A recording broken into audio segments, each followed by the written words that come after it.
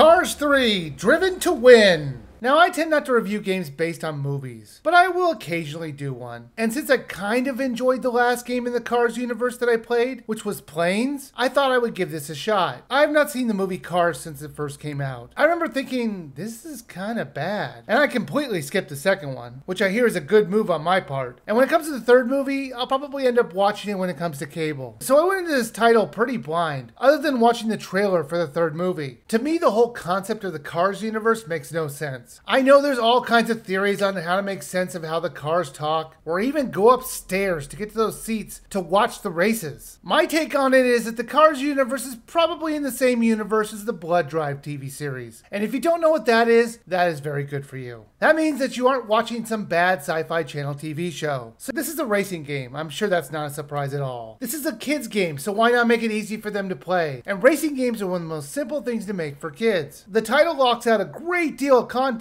behind making you play every level or making you do tricks to get more experience so you can level up your cars to get more of a Hall of Fame rating. I can understand if this was a real racing game or even a non-kids game branded one, but come on, this is a kids game. Let them play their favorite levels without having to unlock stuff. And there's a lot of unlockable stuff. There's over 100 Hall of Fame achievements, and quite a few of them were needed to progress in the game. And that's a bit much for a children's title. Now, the gameplay modes were single races, Cup Series, which was 3 races in a row to see who would win, sponsored team play, which was multiplayer, and Thomasville Playground, which was kind of like a place where you could do free play stunts and challenges. And all of those gameplay modes broke down into racing, battle racing, stunts, and takedown. Racing and battle racing were pretty good. They were like the main part of this game, and most likely the one you're going to want to play with your kids the most. The controls were easy to learn and master. The main problem with the racing was that the places that you had to race all looked the same. It was a dirt road where you had to do 3 laps. Sure, there were some places that were different, but nothing was ever more than just okay. They weren't boring, but they weren't interesting. This is the second game in a row that I reviewed that the creators of the game kind of were going for the middle of the road. And they kind of hit it when it comes to the track design. It looks so average. Now, the weakest event that I found was the stunt racing mode. They want you to do jumps or backwards driving. If you like doing crazy stunts, and they really don't get too crazy, there is the Thomasville Playground where you could do that stuff. And honestly, it was more fun there than doing racing with stunts. Now, the last event was Takedown, which has you trying to destroy cars for points while racing on the tracks that you're used to driving on. And you know what? It was